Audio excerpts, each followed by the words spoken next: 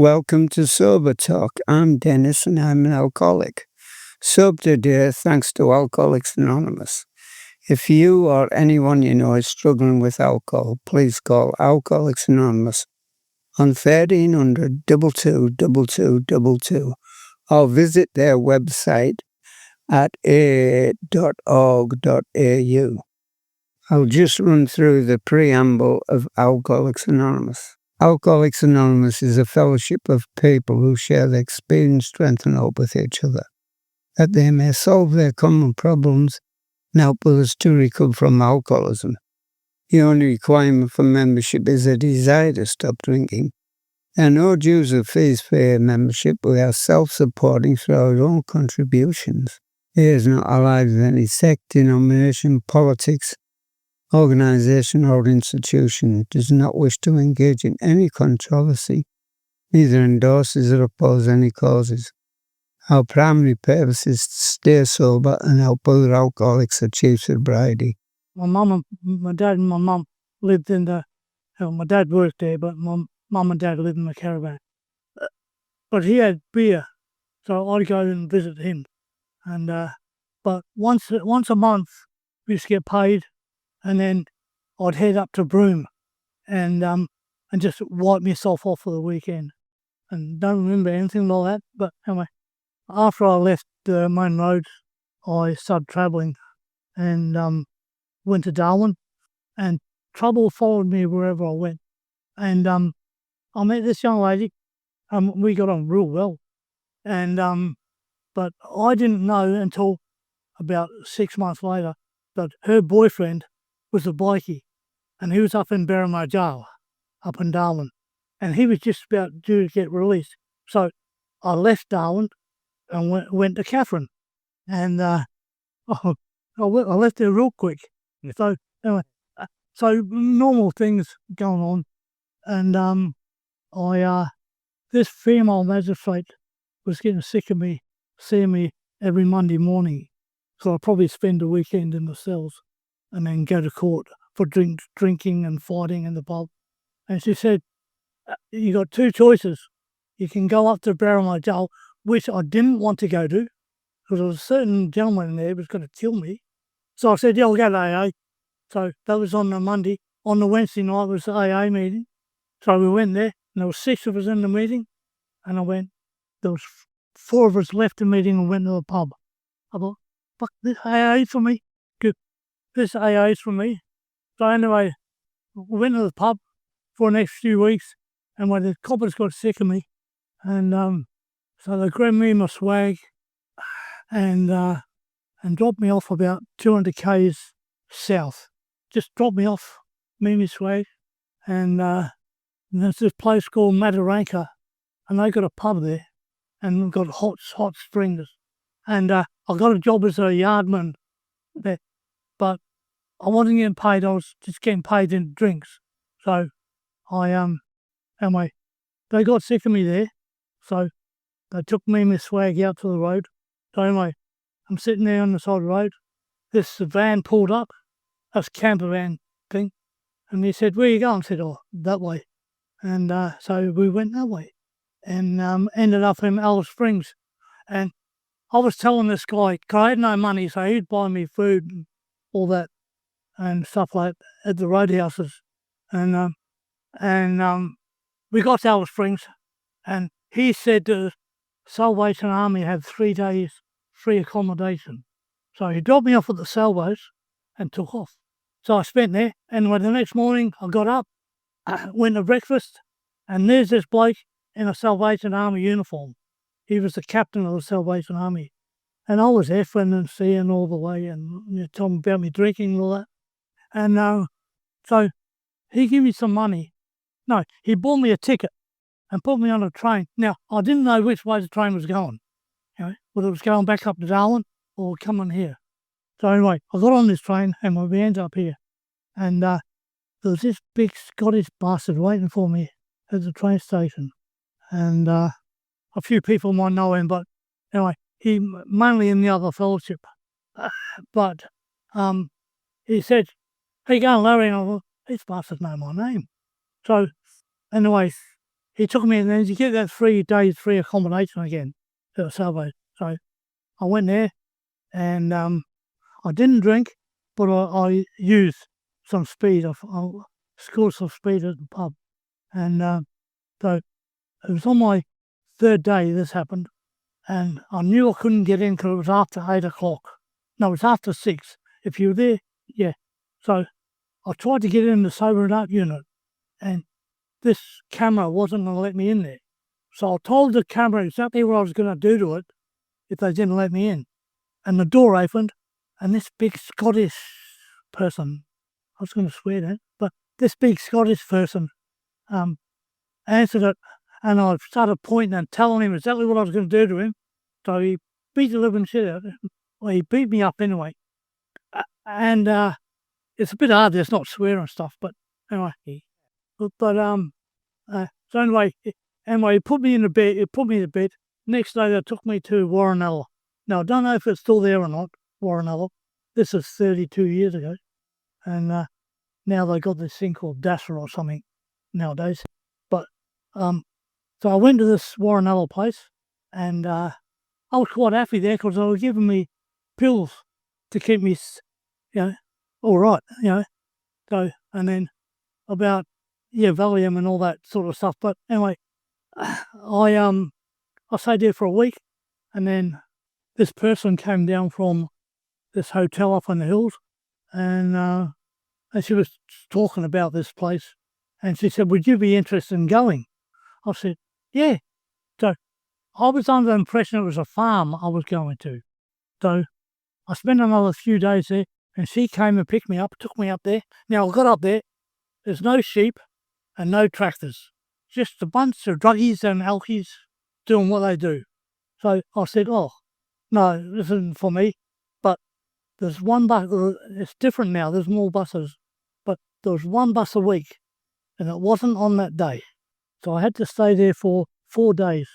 So anyway, so I was quite happy after that because I was getting fed. I was sleeping well, and no one was bothering me, and I had to listen to all this AA crap and all that, But I'm going, yeah, righto. So anyway, I fell in love, and I fell in love. Well, I thought we both fell in love, but I think it was all on my side. But anyway, so we got asked to leave, so we left. So they took us down to Meadows, where we could get a bus to the city. But when we got there was this bloke waiting for us. Now, I didn't know, but that was her boyfriend. So we went back to his place. So me and, can't remember her name is, but me and her, oh mind you, 32 years ago, and I've had a fucking brain injury since then. But so anyway, we're still doing the business, and I think she was doing it then, but I don't know. But anyway, they started using drugs again. So I left, and I went back to this Warranella place, went back up to the hotel up in the hills, and done the program, left there. Now, it's different these days. They got halfway houses and all that you can go to. But then once you left there, that was it. You got on the bus and that was it. So I went back to the suburbs, and this big Scottish person, he ended up being my sponsor, but never mind. But sort of sponsor. He was my sponsor for about 3 weeks, I think. But anyway, so he said, "We got this thing called the Bridge Program." I said, "Right, I don't have to do meetings." He said, "No, but you've got to go to church on Sunday." I thought, "Yeah, righto, just for bed, I said, "Yeah, righto."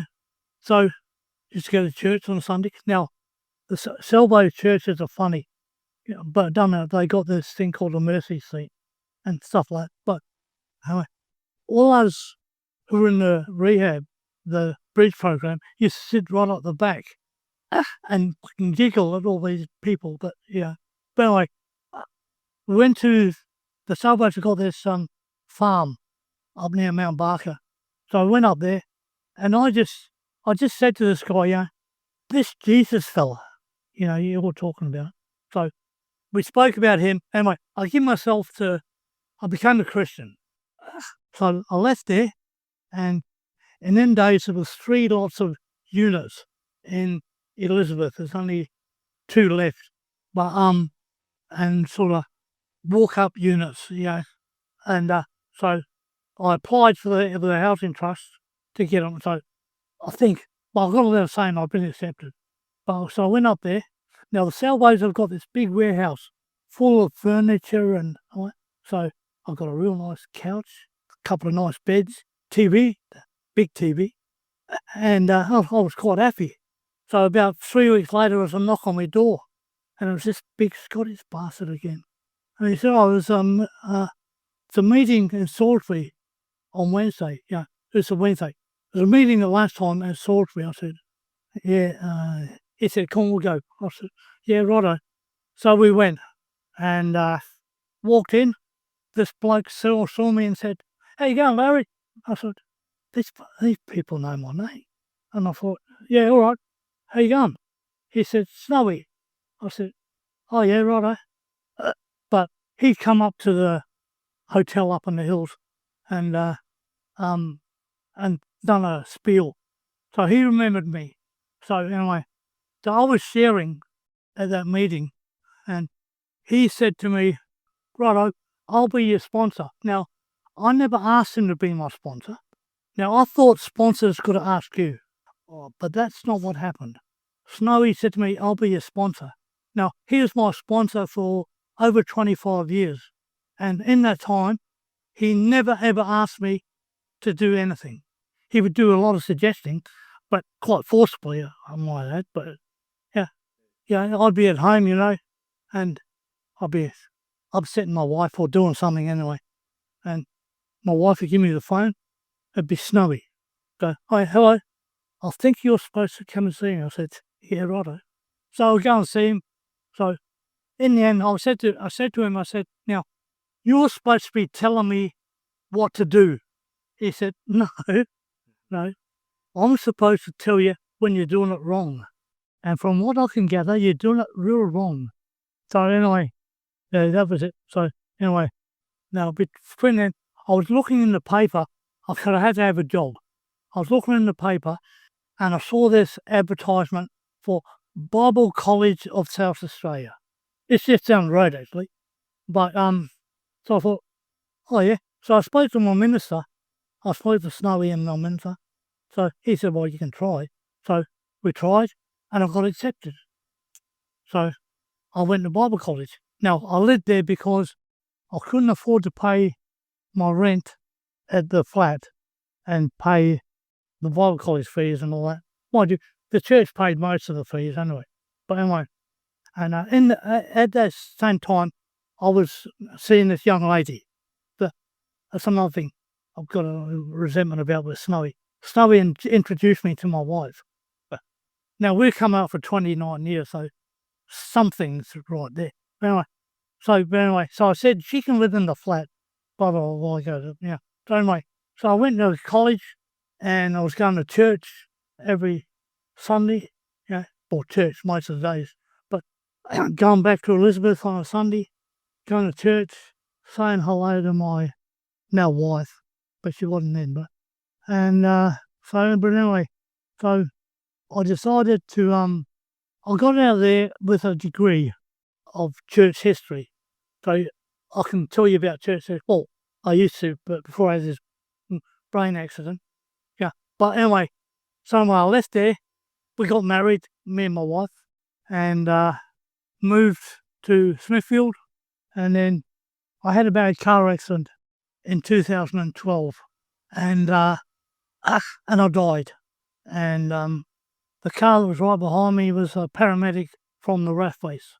So he done his CPR thing on me, and then the ambulance took me to hospital. I woke up in hospital. I said, "Oh yeah, where am I?"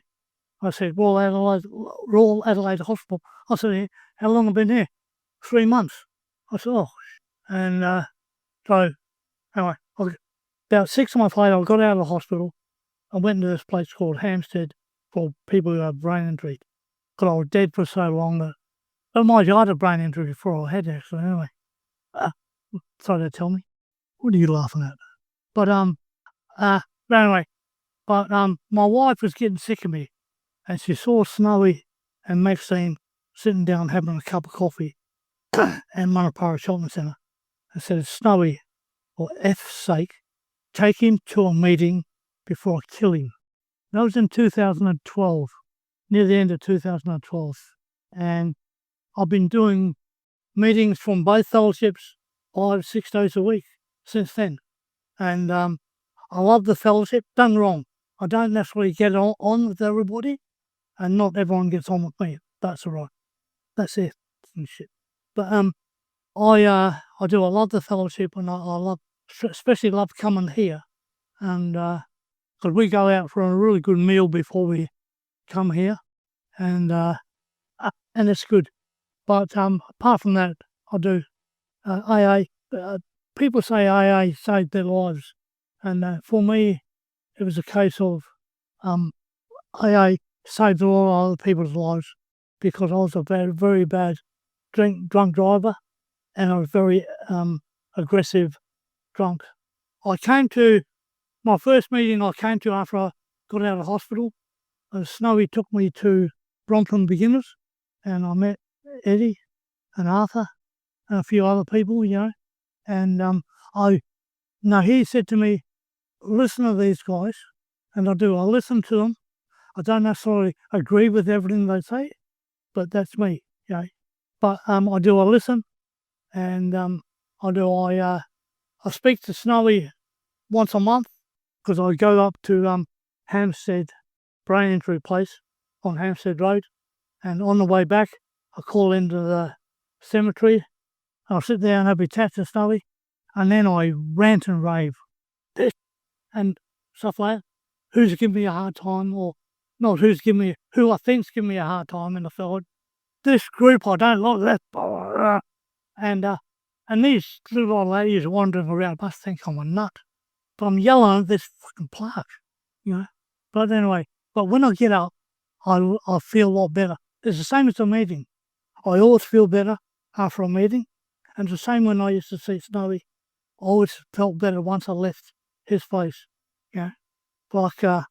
and congratulations to you, Eddie. I know it's your birthday. Yes, well done, mate. I'll leave it there. Thank you. Good on you. Yeah. Good night. AA has more than 2 million recovering alcoholics throughout the world. In Australia, there are about 18,000 members. They meet in over 2,000 local meetings spread around the country.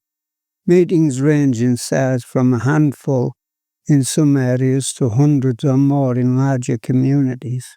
And once again, if anyone you know is struggling with alcohol issues, please call Alcoholics Anonymous in 1300 222222 or visit their website on aa.org.au.